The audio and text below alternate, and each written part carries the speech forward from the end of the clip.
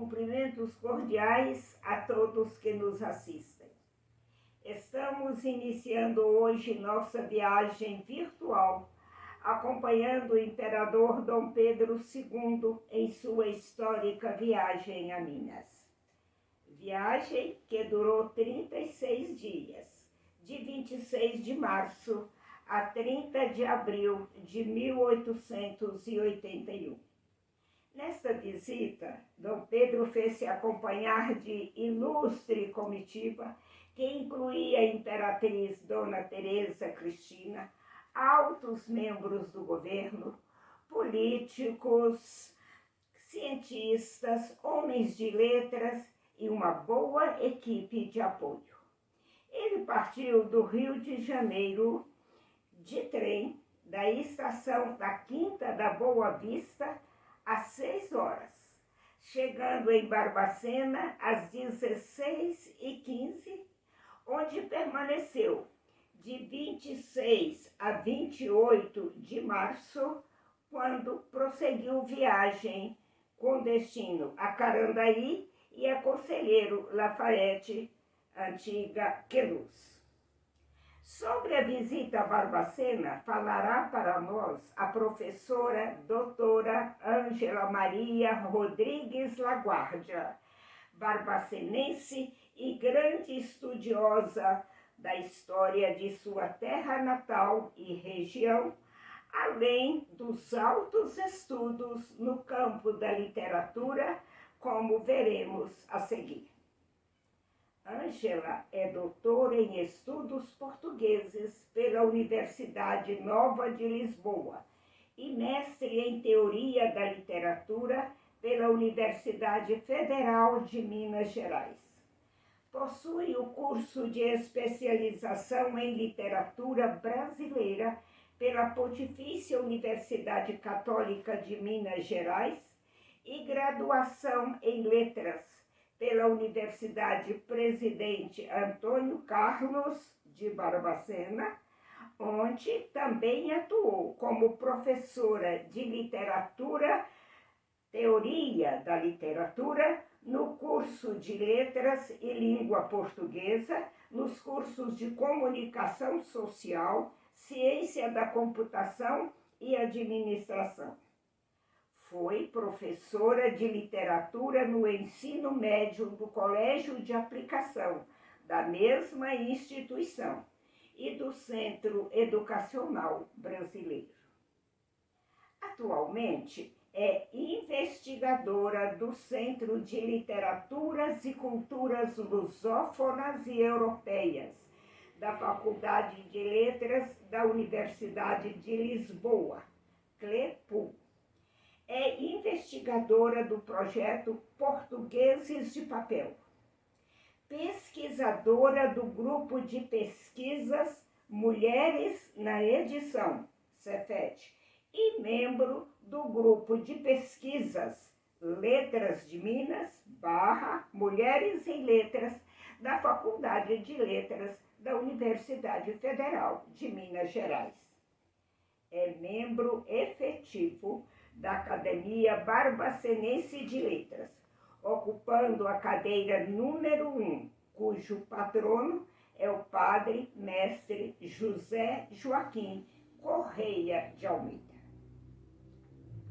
Nesse contexto de estudos e pesquisas, Ângela tem se tornado uma pesquisadora, escritora muito ativa e produtiva.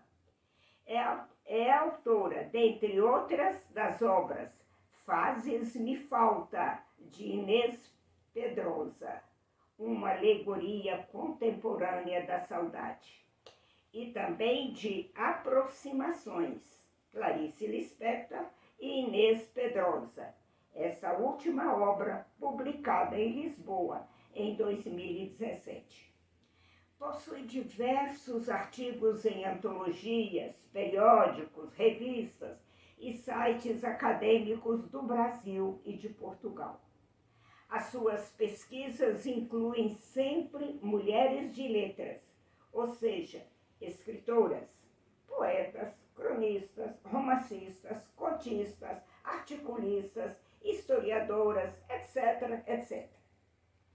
Entre os seus muitos artigos, permito-me mencionar alguns resultantes dos estudos referentes à barbacenense honorária Maria Lacerda de Moura, assim intitulados.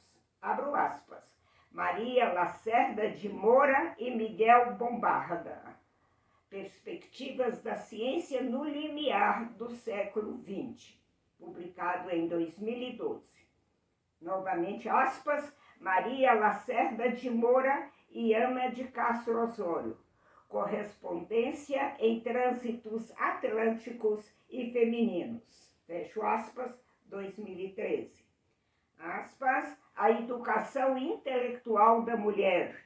O olhar crítico de Maria Lacerda de Moura, 2018. E, novamente, aspas, Maria Lacerda de Moura, à margem de seu tempo e além dele. Publicado esse último em 2020 pela Universidade Federal do Ceará. Como pesquisadora da literatura de autoria feminina na imprensa periódica, Ângela tem contribuído em diversos encontros organizados pelo CLEPU, já citado, e que é um centro de literaturas e culturas lusófonas e europeias da Faculdade de Letras da Universidade de Lisboa. Repito, para que fique mais claro. Esses encontros, intitulados cada um Encontro Luso-Afro-Brasileiro, as mulheres e a imprensa periódica, ocorreram em Lisboa, Rio de Janeiro, Belo Horizonte e Salvador. E entre os artigos por ela apresentados, destacamos, abro aspas, a voz da cronista Inês Pedrosa, Desafios e Compromissos, fecho aspas, 2013. E Periodistas Mineiras no Almanaque de Lembranças Luso-Brasileiro. Em ML, Amália da Silva Fernandes, Cândida Pinto e Carolina Monteiro, fecho aspas. Em 2016, parte da pesquisa resultou na obra Senhoras de Minas, uma antologia de escritoras mineiras que participaram do referido Almanaque de Lembranças Luso-Brasileiro e da qual, a antologia, Ângela foi uma das autoras e vice-coordenadora do projeto em Minas. A antologia foi editada pela Biblioteca Nacional de Portugal, em parceria com o CLEPU, e no ano de 2018. Ângela é também autora do artigo, abro aspas, A Presença de Escritoras Oitocentistas no Almanaque Brasileiro Garnier, 1903-1914, fecho aspas, publicado em um e-book pela Cátedra Almeida Garrett, da UERJ, em 2019. Em 2020, publicou juntamente com outras pesquisadoras no dossiê Imprensa Feminina e História da Literatura no século XIX e XX, da revista Letras em Revista, o artigo, abro aspas, Mulheres Editoras no século XIX. Na conquista de um espaço, a luta pela educação e pelo voto feminino. Fecho aspas. E no qual ela, Ângela, escreve sobre Francisca Senhorinha da Mota Diniz, uma precursora mineira de São João del Rei, que editava o jornal O Sexo Feminino em campanha da princesa e que tinha como assinantes Dom Pedro II e a princesa Dona Isabel. Como se pode ver, Ângela participa ativa e intensamente de encontros, reuniões, congressos nacionais e internacionais e tem apresentado em todos eles trabalhos que projetam o Brasil e Minas Gerais, revelando sempre gosto e interesse especial pela literatura de autoria feminina.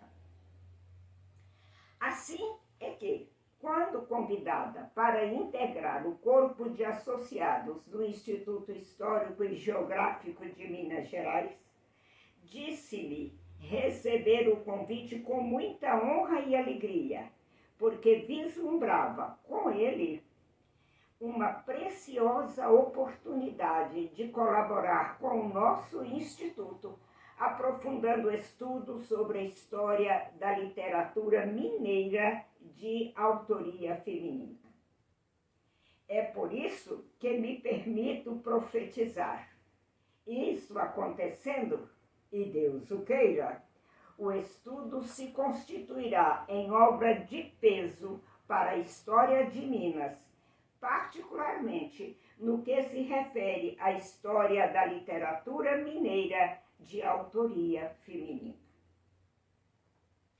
Agradecemos à professora Ângela a cordialidade com que atendeu o nosso convite e a sua disponibilidade para falarmos virtualmente sobre a visita de Dom Pedro II a Barbacena, sua cidade natal, que foi a primeira cidade visitada por Dom Pedro em sua histórica viagem a Minas.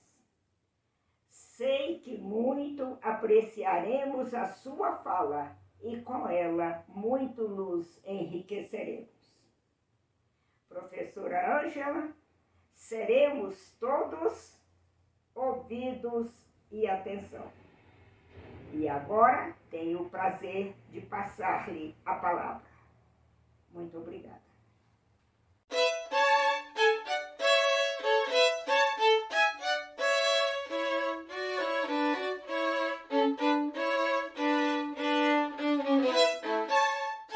É daqui, da Matriz Nossa Senhora da Piedade, Marco Zero, da cidade de Barbacena, que eu cumprimento e agradeço ao Dr. Abrita, presidente do Instituto Histórico e Geográfico de Minas Gerais, e a todos os membros, e em especial a professora Regina Almeida.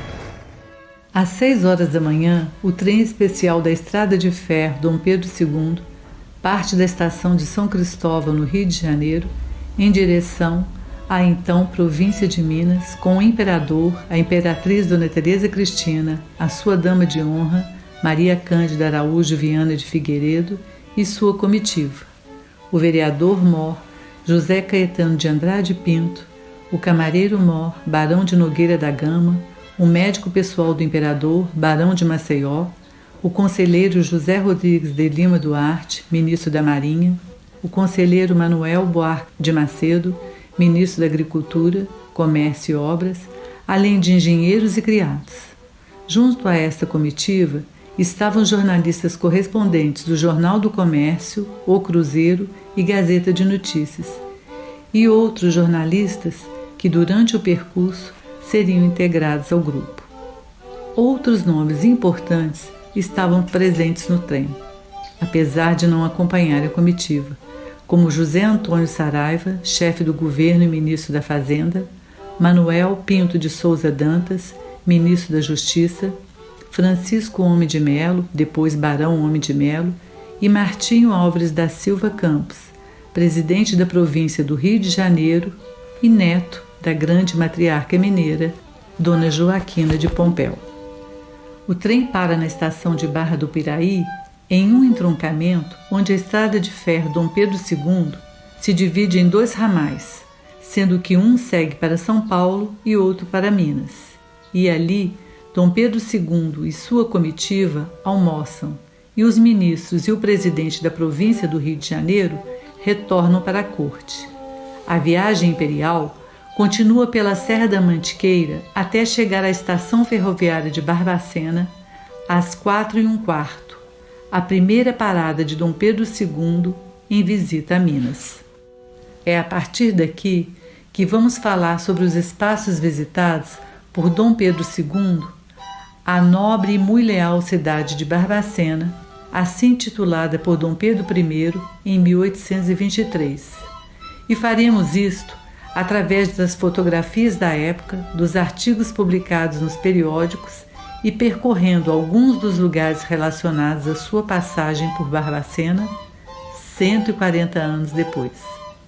O diário de viagem não só nos conduz pelos espaços mencionados pelo imperador viajante, como possibilitou e possibilita um novo olhar sobre eles, sobre a escrita de viagem, sobre as pessoas que estavam presentes naquele momento histórico, sobre o cotidiano do lugar e sobre os fatos e as pessoas que ajudaram a construir a história local de Minas e do Brasil.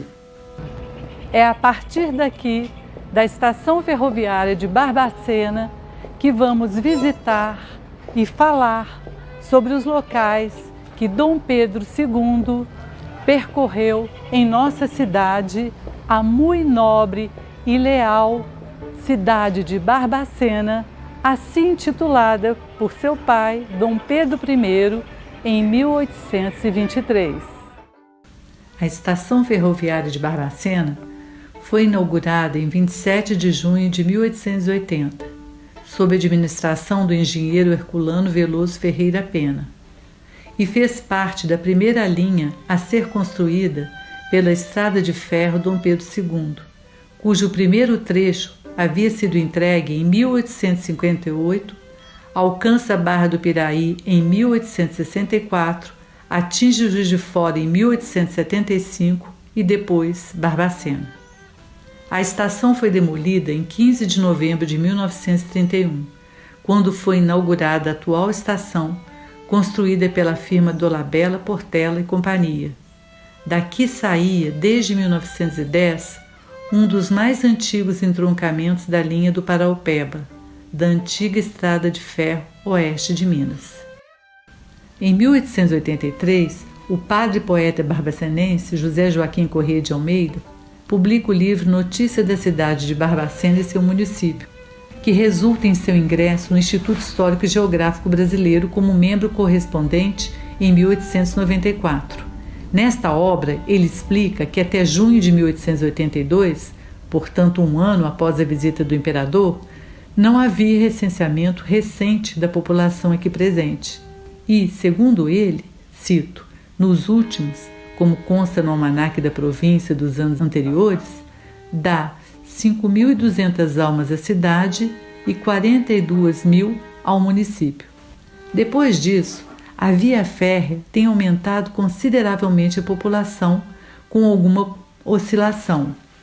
Quanto à população escrava, o registro da coletoria fornece dados seguros.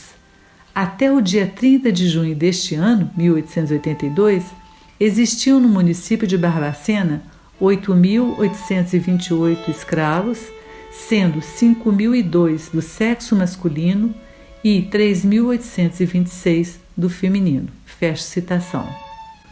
Entre as informações sobre Barbacena e detalhadas por Corrêa de Almeida, ficamos sabendo que, cito, a exportação dos produtos da agricultura é feita pela Estrada de Ferro Pedro II, diretamente para o Empório do Rio de Janeiro, e também em pequena escala para Juiz de Fora e municípios vizinhos. Fecha citação.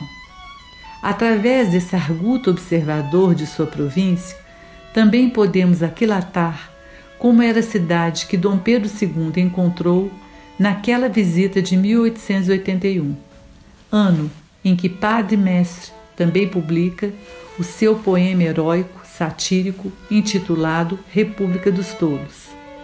Ele não só fornece informações importantes sobre a cidade e o município, como elas são acompanhadas por seus comentários e suas críticas nas entrelinhas, que enriquecem e nos dão pistas do cenário histórico da época. A Gazeta de Notícias do Rio de Janeiro acompanha o périplo do imperador a Minas em uma coluna intitulada Viagem Imperial, e na edição do dia 27 de março de 1881, através de seu correspondente José Carlos de Carvalho, Temos a transcrição do telegrama enviado por ele ao jornal sobre a chegada a Barbacena. Cito: chegamos às 4h10 da tarde. Houve uma esplêndida recepção aos imperiais viajantes. Suas Majestades hospedaram-se no palacete do Sr. Visconde de Prados. Nesta casa residiu o Visconde de Carandaí, pai do Dr. Belisário Pena, o grande sanitarista do Brasil.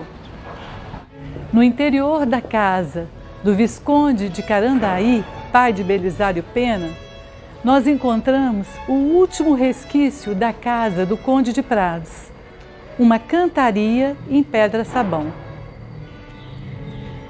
Os membros do Ministério, engenheiros e representantes da imprensa tiveram a hospedagem em casa do Sr. Conselheiro Lima Duarte.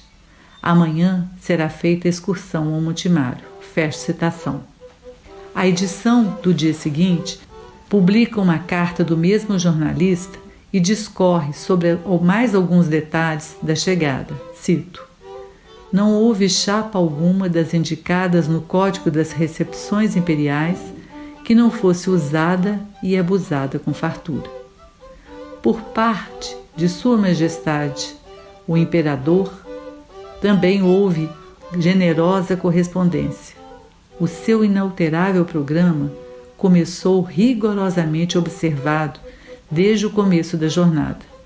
No dia da chegada, dignou-se a receber felicitações desta boa e hospitaleira gente por intermédio dos seus imediatos representantes e anunciou-lhes o programa do dia seguinte. Fecha citação. Aqui retornamos ao segundo parágrafo do diário, quando logo à chegada Dom Pedro II relata, cito: quiseram que eu viesse até a casa debaixo de palio. Excusei-me por não ser a primeira vez que visito Barbacena. Fecha citação. A casa mencionada era do Visconde de Prados, depois Conde, Dr. Camilo Maria Ferreira Armon. Em 1878, Dom Pedro II viria a Juiz de Fora para a inauguração do Fórum e a Sítio, atual cidade Antônio Carlos, para inaugurar a última estação da linha de ferro Dom Pedro II. Ele estende a sua excursão a Barbacena e hospeda-se no palacete do Visconde de Prados, que na ocasião era presidente da província do Rio de Janeiro, estando por isso ausente no dia de sua chegada. Mas o imperador é recebido pelo seu genro, o Sr. Joaquim de Melo Franco.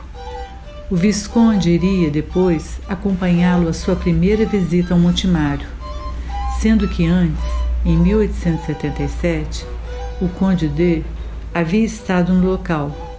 Segundo o jornal O Cruzeiro, do dia 7 de maio de 1878, durante essa visita, o Dr. Lima Duarte é referenciado como, cito, um dos mais proeminentes membros do Partido Liberal da província e seu distinto representante na Câmara dos Deputados, e colocou-se à frente do movimento popular em honra dos soberanos brasileiros, com o fim de tornar-lhes mais grata, tanto quanto possível, sua visita e estado em Barbacena.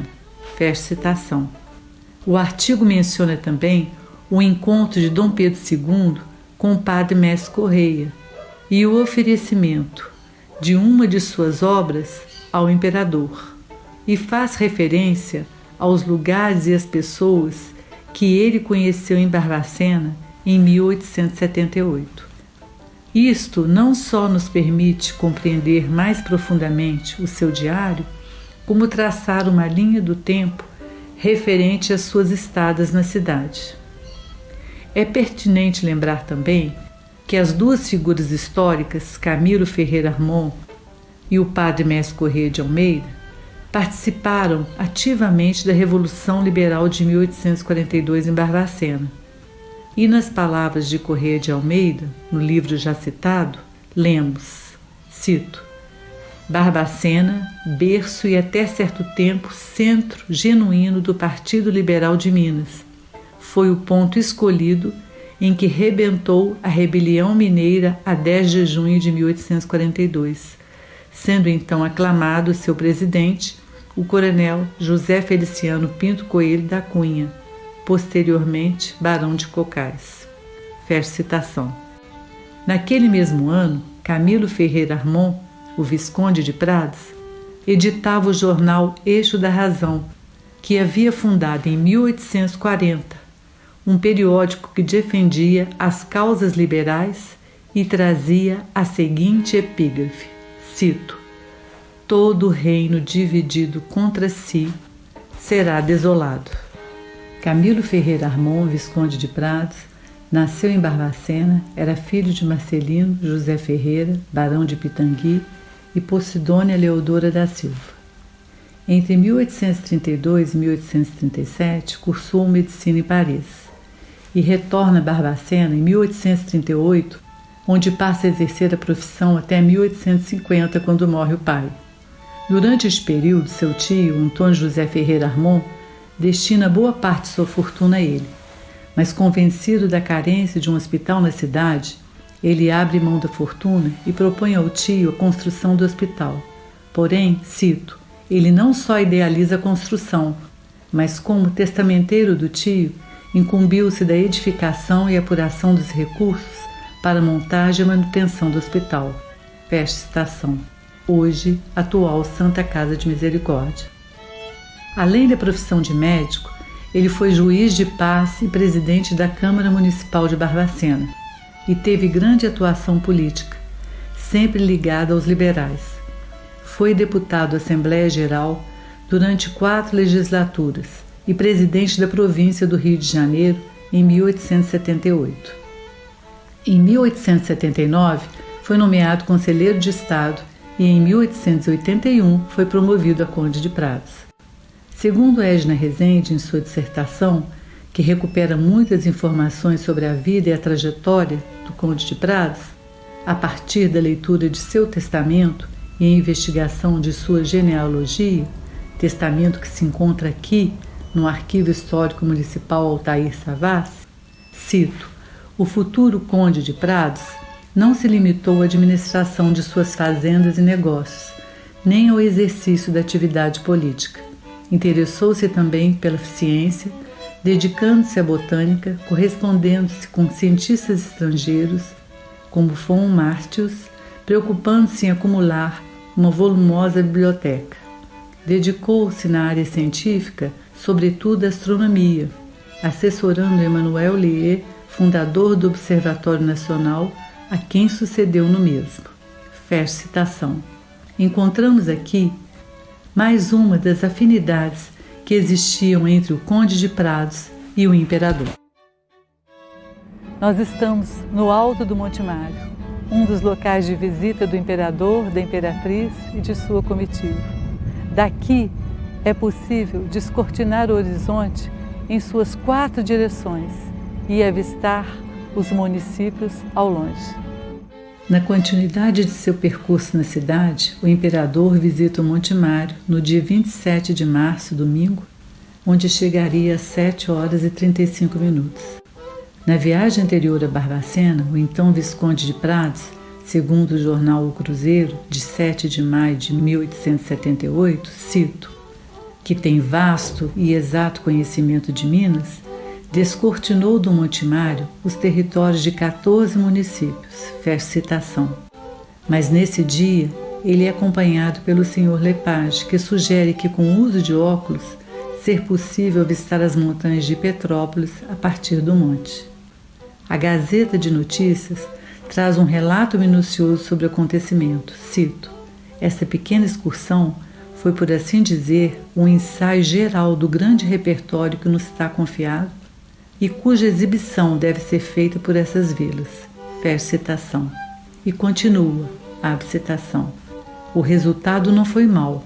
Reconheceu-se logo que Sua Majestade o Imperador não podia montar o cavalo baio que lhe foi oferecido por um padre, porque não lhe dava bom cômodo o andar do animal, obrigando-o a descer a montanha em outro animal, que acertou no cômodo desejado.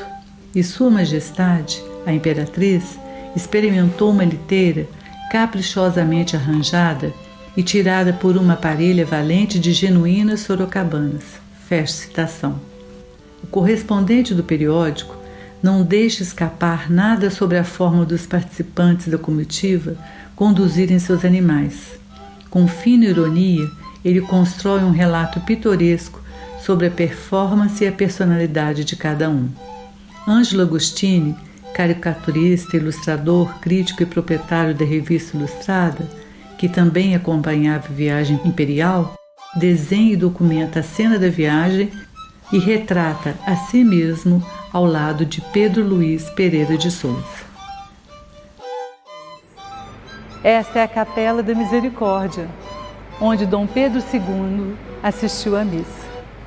A Santa Casa de Misericórdia foi fundada pela Irmandade de Santo Antônio e sua construção se deve à doação de parte da fortuna de José Ferreira Armon, tio do Visconde de Prados e depois Conde de Prados. Após a Missa na Misericórdia, local também referido na viagem anterior de 1878 como Santa Casa de Caridade, onde se encontra a capela, o imperador observa que não houve melhoramentos e que o hospital carece de água em abundância. Ele segue então para a cerimônia da bênção e colocação da pedra fundamental da primeira penitenciária que vai se construir na província. A Gazeta de Barbacena dedica suas páginas aos acontecimentos do dia e traz no centro de sua primeira página um poema dedicado à imperatriz por Eusário Pinto.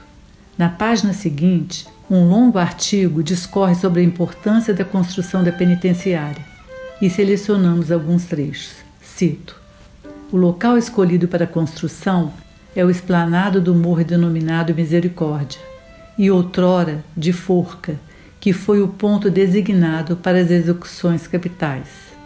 Em vez da eliminação bárbara do delinquente, a repressão moralizante que tende a restituí-lo, emendado pela expiação e pelo trabalho, ao seio da sociedade.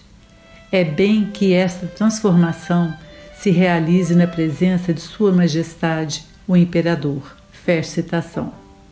O periódico traz a transcrição do discurso do Dr. Carlos Pereira Safortes, presidente da Câmara, elogiado no Diário do Imperador, e também, cito, a locução proferida pela menina que representava a província de Minas e que, fechando citação, também cito o início, abre citação.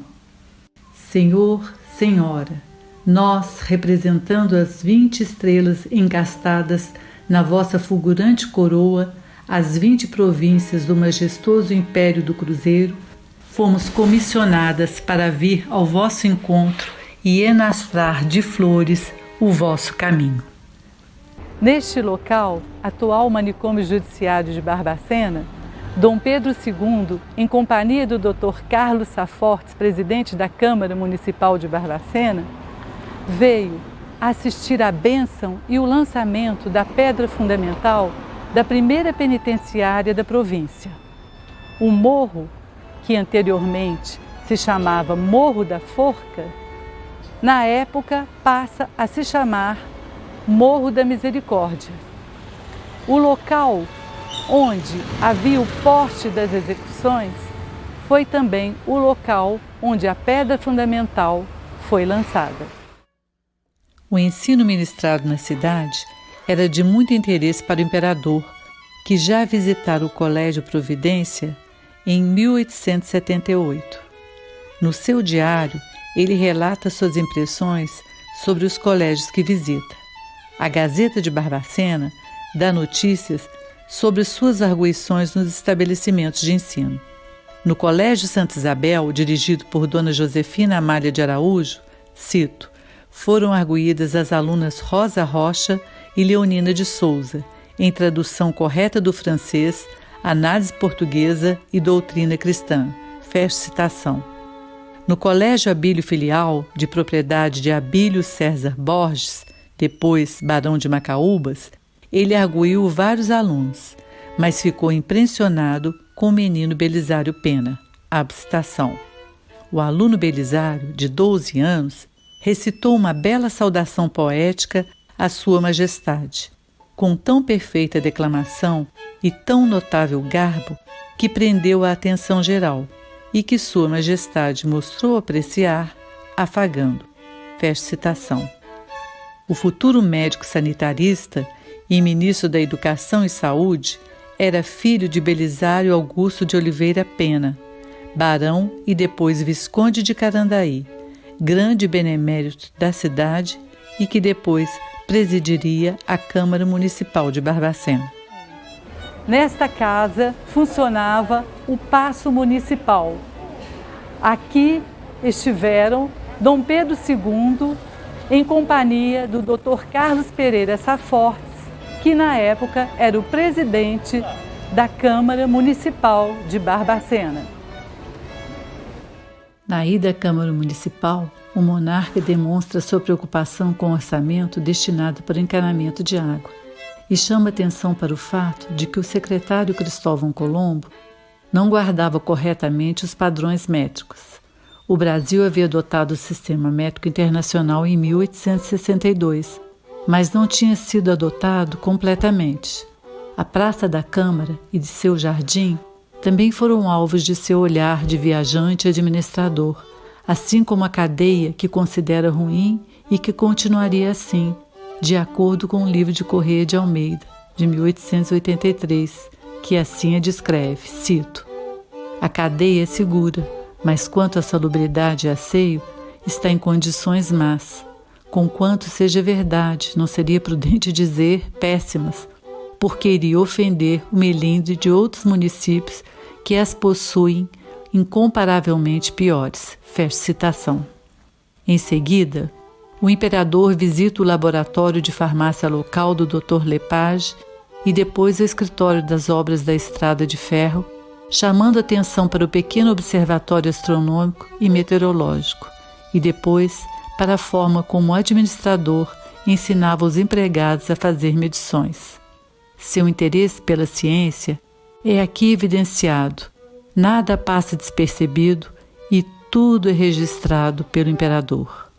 Ele termina o seu dia em Barbacena com um jantar e uma recepção, seguida da apresentação de uma peça teatral pela família Escudeiro, mas ele não gosta. A Gazeta de Barbacena, curiosamente, no mesmo ano, anuncia a volta da Companhia Escudeiro à cidade, com nova programação, e enumera os dramas e as operetas que se sobressaem: Os Homens de Mármore, O Homem de Ouro, Recordações da Mocidade e Rainha Crinoline. Fecha citação. E nos perguntamos: qual drama foi encenado para o imperador? O relógio doado por Dom Pedro II à cidade de Barbacena traz em seu mostruário uma frase latina atribuída ao padre Mestre Correia de Almeida, que em tradução livre significa: todas as vezes que a hora soa, lembra à cidade o presente de Pedro. Ao sair de Barbacena, Dom Pedro II faz uma observação sobre o viaduto Boa Vista. Sobre o viaduto, Edson Brandão, historiador e membro correspondente do Instituto Histórico e Geográfico de São João del Rei, nos dará alguns detalhes. Ao visitar essa região, Dom Pedro II observou que o viaduto do bairro Boa Vista precisava de reparos. O engenheiro Eubank da Câmara indicava rachaduras na sua estrutura. No século XIX, esse local era considerado a saída de Barbacena. No século XXI, é exatamente o contrário. Estamos no portal de entrada de Barbacena. E é aqui que encerramos a nossa visita.